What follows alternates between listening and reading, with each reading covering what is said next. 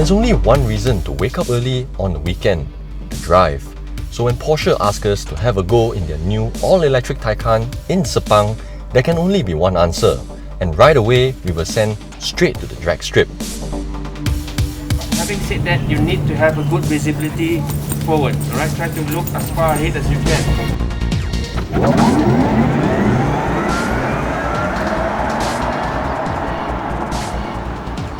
Right, so we're gonna do 3 runs. One in normal comfort driving mode, one in sport, and then for the third run, we're gonna try the launch control. I think at the end of the day, I might end up being sick, but let's see how it goes. Press on sport. Right. Okay, so step hard on your brake pedal. Yeah. Okay, so hold button is out there. Right. Okay, so ready, then just hard on the gas. Lift off and hard on the gas. Yes, Okay. you can off your brake now. Oh, okay. So this is... Oh, right. Yeah. Okay, the so auto this hold. is, yeah, auto hold. Okay, ready? In 3, 2, 1, go! Oh, look at how the turbo just brake. goes, man. Yeah. Okay, come, we make a U-turn first. Yeah. Okay. Forgot. No problem. I'm supposed to take the outer one, right? No problem, because Uncle YS is going outside. So we... Oh yeah, Uncle YS, okay, Yeah. okay. You were pandai budget also lah. 0.0597. Yes. Goodness, it just darts forward, man. There's nothing that can prepare you for this kind of acceleration. But this one's still okay. Later on, you in turbo, you will feel like totally different. Okay, so now in a Sport Plus. Okay. Press one more time. Okay, okay. So this is on the Sport only. Oh, okay. Okay. Right. Okay, in 3, 2, 1, go! Ooh, look at how the turbo just goes! Yep. And we're not going slowly, by the way. That's why when we do the first rehearsal, the fast car was saying that please don't let go your gas lah. No, we are pressing like maximum already. But they all in front like, we all like, you slow down lah, for us lah. Gila weh. So after this, gonna swap car. Okay, nice.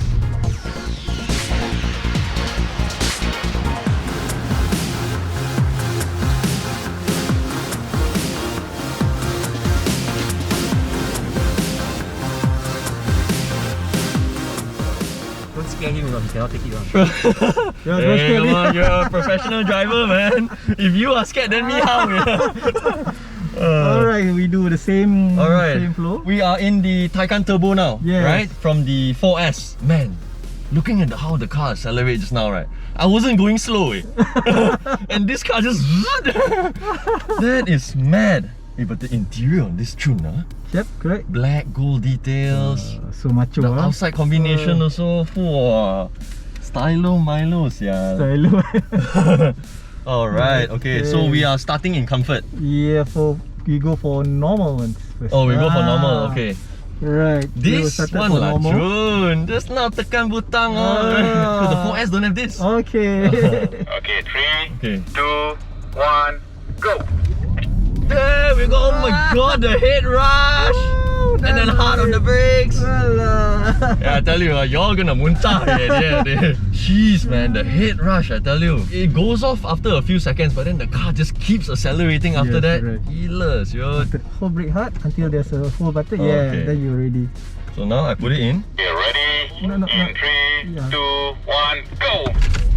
Oh, I still won, goodness. Oh. First hit rush, then after that your chest like when you brake. Second 4S 5.81. What's the distance of this run? Do you know? I think 100 meters. It looks like that, yeah. I think those of you who buy a Taycan, right? Before you drive, don't eat so full, Don't have such a heavy meal, And then now we're doing the launch control. Launch control. You press How brake. do we do it? Both pedal. Press brake pedal. Okay, final run. Left foot on the brake. Okay. Hold the brake and gas and let go the brake once you go. Just let go brake later. Ready? Okay. Go. 2, 1, go! Oh goodness, this is and heartbreaking. So composed, man. Yeah. what I see, the brake is doesn't feel like electric. We feel like real car. Yeah. So like real car, they need servo, vacuum. There's no engine here. That's why. But the still feeling is Yes. For such a big car, doing this type of U-turn, no problem with the turning radius. Turning radius is super. Alright, hope you enjoy it. Hey, thanks for that.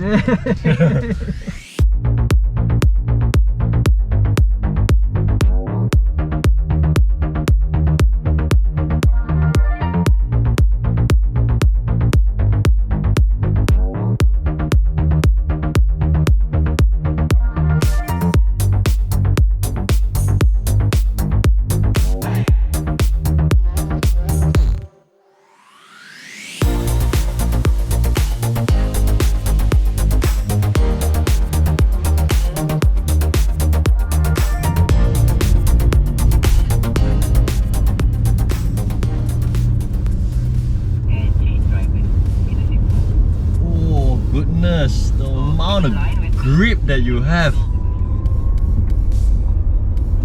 it just makes you rethink what a car can really do.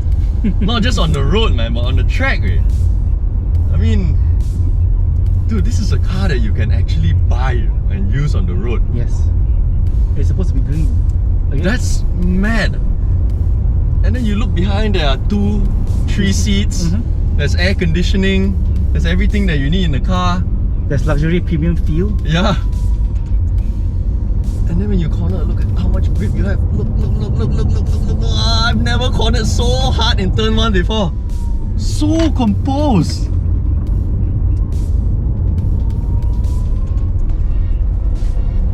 I think the fastest thing I've ever driven on this track is the Aston Martin Vantage V12. Dude, that itself was like another level, and this one definitely goes on the list.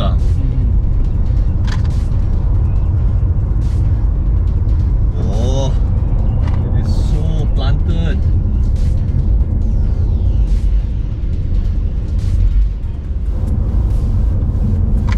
Oh, it just makes the body feel so uncomfortable. You get this intense hit rush as you shoot out of the corners. I mean, the car has so much torque all the time and instantly. Like, the only car so far that's given me like such a strong, intense hit rush upon acceleration is the Ferrari 812 Superfast. And this one can comfortably join the list. Yeah, we're going into sports now. How are you feeling so far? Oh, I'm good. Okay. In no time, 180, 200, blink of an eye.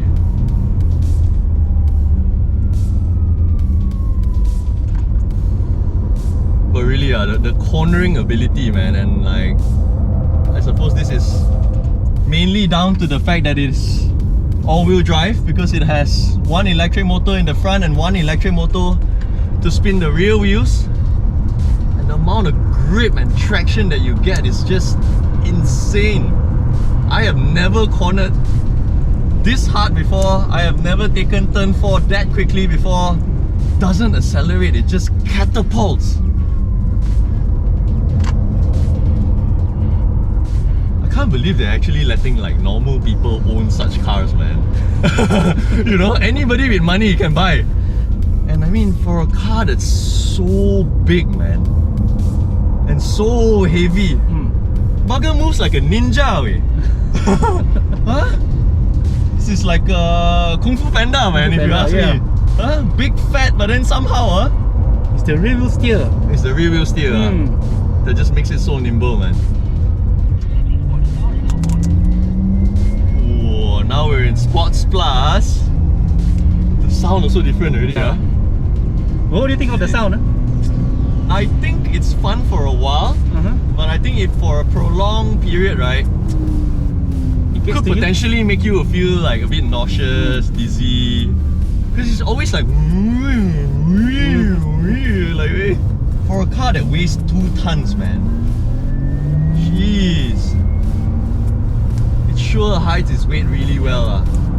I can feel the G forces from this. Exactly. Very good. Like I said, the last time I felt such G forces on my body, right, was on that V12 Vantage, and that was a race car, man. This car can produce the same sensation, but at the same time offer you 2 boots. Yeah. It's insane, but the only thing is the lack of sound. I don't know, man. Like, I actually find it a little disturbing.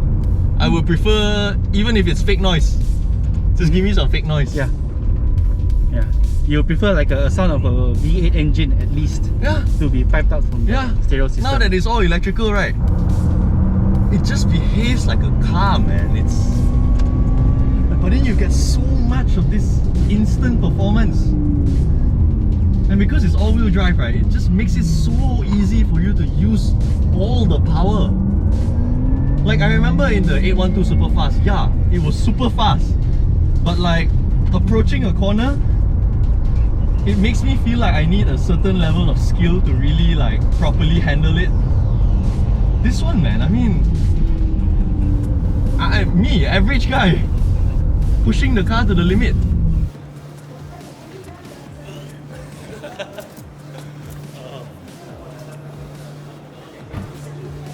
You get a crazy head rush for the first few seconds, and then after that it goes away, but the car just keeps going and going and going until you really get frightened.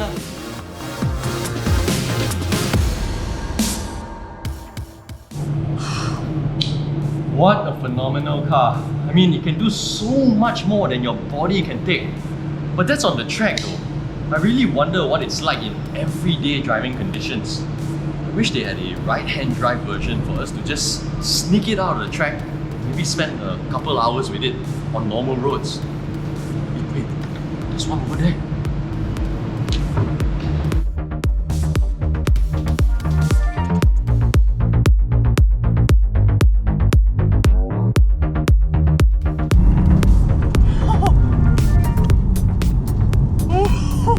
Okay, so I'm doing about 90 kilometers an hour now. I've got an empty stretch ahead of me. Let's see what happens when you put your foot down. What?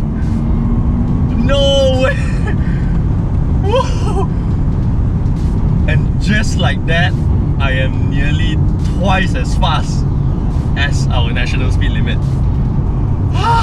Did you hear that like spaceship-like sound? So I've got the electric sport sound on. So you get all this like enhanced electronic type of sound. That's really cool, man. I mean, you still can't beat the sound of a V8, a V10, a V12, a V6 even, but it's not bad. It's actually quite exciting. Now, first thing I noticed since we're on a normal public road and not on the track is that while you're cruising, just driving along at about 110 kilometers an hour now, it's just like any other Porsche, except that you don't hear any engine noise, there's barely any vibrations. Although one thing, if you ask me, I feel that is disturbing for now. I think you'll get used to it soon, but for now, is how quiet it feels. So quiet that you actually hear a lot more of the road noise than you would get in a normal car.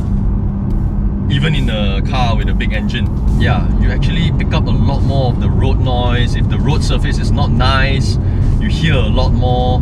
Not alarming, not uncomfortable, but something to get used to for sure. The other thing I noticed when you're cruising on the highway, your foot just gently pressed on the throttle. When you lift off, there's a very prominent, very noticeable sense of engine braking. Like you feel the car getting pulled back, like and then it happens for about 2 seconds, and then it frees up again as though you went into neutral, and then it just coasts. It's quite an interesting sensation. I'm not sure if this has anything to do with the recuperation system, which I have switched to auto now. I'm not sure how the car tailgating you behind would react to that. Yeah, it might actually feel quite frustrating for the car behind. Wow. Okay, so I'm driving on range mode now. You have a few different driving modes. You have range, normal, sport, sport plus and all that. I'm driving in range now. My foot is firm on the throttle, but it's not allowing me to go past 110 kilometers an hour. Wow. Okay. I better pull into the middle lane now to avoid people getting pissed off. So we're doing about 120, 130 on the NKVE now. I'm not sure if you can hear. I think in terms of refinement, especially in terms of noise, they can still do better. Yeah, I'm getting a lot of like from underneath the car, a bit of wind noise from somewhere up front here. It's not bad, but it can be better. Considering this is the first ever product of its kind, it's a good start. The other thing I noticed as well is, you know, when you go through those horizontal lines, especially the red one, really thick ones on the highway, as you exit the highway, you get that ding ding ding ding ding ding ding feeling. It's quite obvious in this. I have a feeling because maybe the suspension is a bit on the stiffer side. It's not uncomfortable now that I'm cruising. You know, the road condition is not exactly perfect. It's not uncomfortable, but each time you go through like uneven patches, those lines, I think in normal Porsches, most of those would be softened out, if you ask me. So remember what I said about the engine braking feeling? It's a bit too noticeable, it's a bit too strong. I think it's purely because I was driving in range mode. Now that I've switched to normal mode, the engine braking feeling is more normal. The car behaves more like a normal car.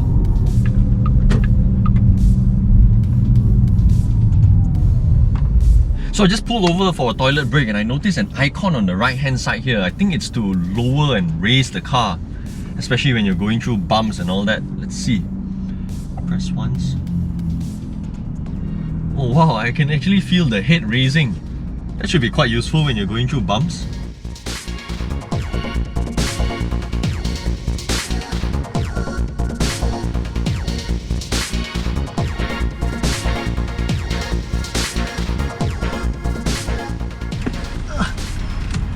Wow.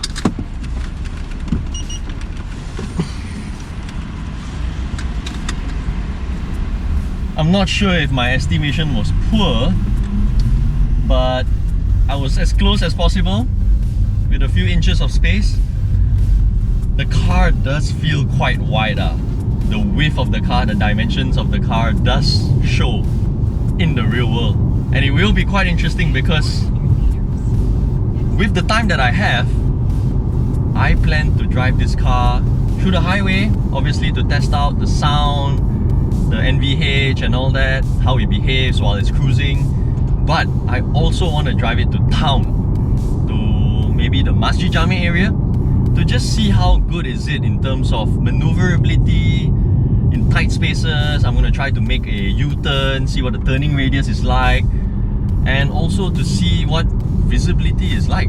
Because, I mean, I'm on the highway now, we were on the track earlier, it's all fine and dandy, but what if you're driving through, I don't know, Pavilion? Because that's where you drive to, right? As a Taycan owner, Star Hill and all that. What would it be like? So let's find out.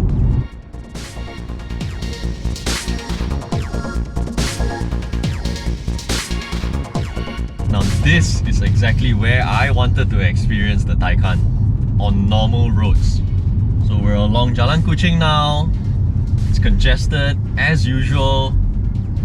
See how that feels like. Like I've said earlier, the car does feel quite wide, and if you're new to the car, it may be a bit tricky for you to estimate because of the haunches on both sides of the front end.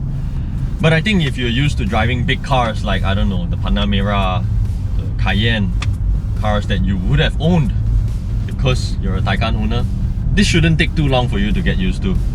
Visibility is alright, but let's see when we get to Masjid Jami later.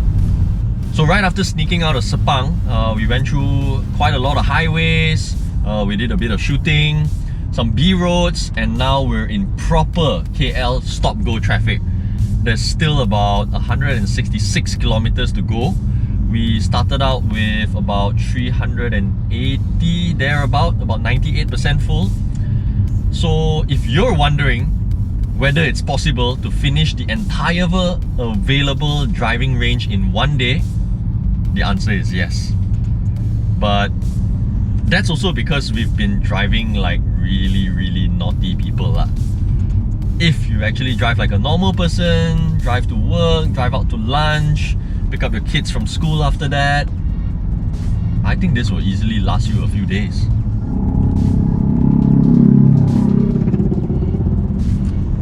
Loud exhaust. Insulation can be better lah, if you ask me. So I mentioned while we were driving on the highway, in terms of NVH, there is a bit more noise in the cabin than I would have liked, than I expected as well. Not noisy, but now that you're in cruising slow traffic, it's actually very calming and very peaceful. I think better even if you switch off the electronic sport sound, then you just have proper silence. I never imagined as a kid that things would come to this. Full electricity. And I'm glad that this is the first full electric car I've ever driven. A Porsche. I guess there's just no two ways about it, there's no running away from it. The future really is electric. Although I've had to do it a few times before this, I really hate it when I have to eat my words, because I have never been a believer in electric cars. But after this, I'm sold. I wouldn't say I'm crazy about it, but I finally see the appeal of it.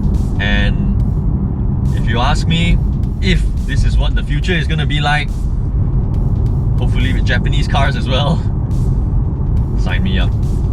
I'm up for it, because this is really quite incredible.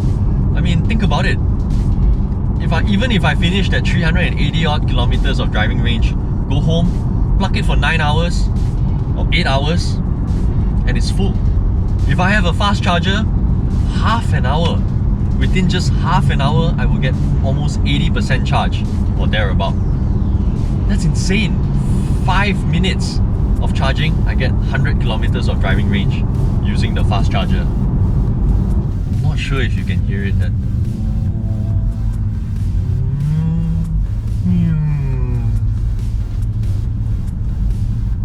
This is a very unusual sound to hear in a car, at least, generally speaking. So no calls or texts from Porsche yet. That's a good sign. Feels perfectly normal. Well, a normal car that everybody seems to be looking at. Ooh. That sound as it surges forward is quite entertaining. Okay, a lot of curbs here. Driving around in Masjid Jamek here with old buildings and stuff. It feels like I'm in a spaceship. Driving past my former workplace now. Honestly didn't think I'd drive through this place in a Porsche Taycan after I left. Okay, there's a U-turn coming up. Let's see what this car is like making U-turns. Because I mean, even supercar owners will make illegal U-turns, right? But this is not an illegal U-turn, by the way. Oh! Whoa! The turning radius is so small! Well, I mean, it has rear wheel steer, so that probably helped, but damn! For a car this wide, with tires this big, I'm actually surprised. Very surprised. On these KL roads, I must say the car does feel a lot bigger. But still, I mean, if you are used to driving a Bentley Continental GT, I suppose, or even one of those Ferraris or a big Lamborghini, this wouldn't trouble you at all. So I found a hotel entrance. Let's see what it's like driving through one. Okay. Seems fairly easy to see out of.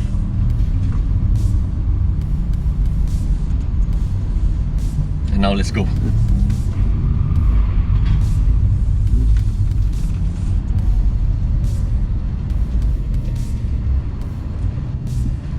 very impressive actually. I mean, it feels big, but maneuverable, fairly easy to see out of. Look at the guy there, driving past me while playing with the phone, recording this car. People like that are the ones causing all the accidents. Oh wow, there, the 3D bull jumping out of the screen. Nice. Everyone is staring, obviously. Kind of feels good. Tell you what though, really funny when I'm at a standstill and then you can just see cars on the side creeping forward just to see who the driver is. I don't like this kind of attention. It's not something I can ever get used to, but I can foresee a lot of people who will enjoy this attention. Instant torque without having to hear your engine.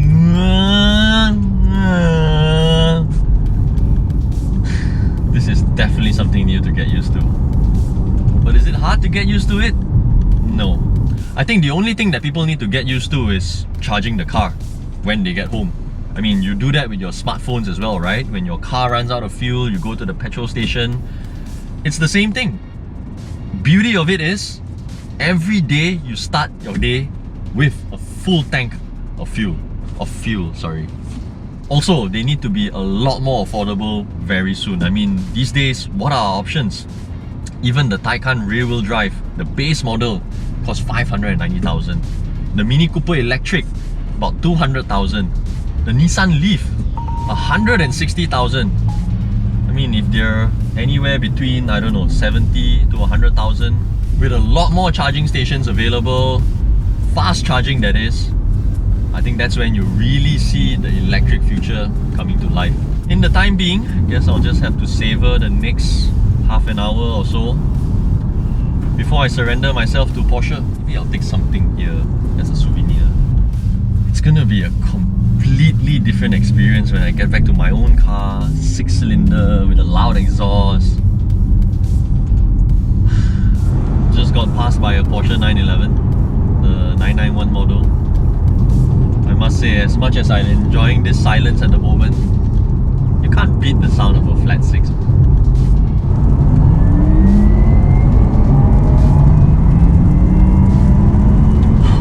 I tell you what though, for a car that weighs 2 tons, it corners like it's on rails. I'm pretty sure the rear wheel still has something to do with this, but goodness, the suspension setup and everything is just chef's kiss. If you're not used to driving fast cars, it's almost out of this world. You can feel my head throbbing. It's just oof. There it is, guys, the Porsche Taycan. Got about 100 km of range left. I think it's time to call it a day. Thanks for watching and I'll see you soon.